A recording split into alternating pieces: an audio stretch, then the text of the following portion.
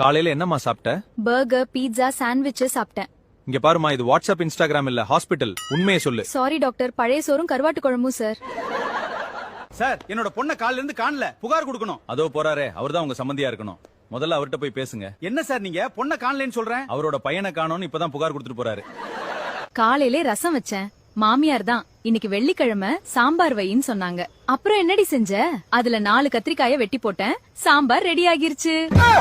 Sir, 6 வருஷத்துல நீங்க போட்ட பணம் ரெட்டிப்பாகும்னு சொன்னீங்களே, என்னாச்சு? ரெட்டிப்பாகுன்னு தானே சொன்னோம், திருப்பி தர்றதா சொல்லலையே. உங்க பொண்டாட்டிக்கு எல்லா டெஸ்டும் எடுத்து பார்த்ததுல கொழுப்பு அதிகமா இருக்கிறது தெரிஞ்சிருக்கு. ஏன் டாக்டர், இதுக்கு 5000 ரூபாய் பீஸ்? அதை எங்கிட்ட கேட்டிருந்தா நானே சொல்லிருப்பேனே. ஏனப்பா, கால் கை நல்லா தானே இருக்கு, இப்படி உட்காந்து பிச்சை எடுக்கலாமா? உடம்ப ரொம்ப அலட்டக்கூடாதுன்னு டாக்டர் சொல்லிட்டார் சார்.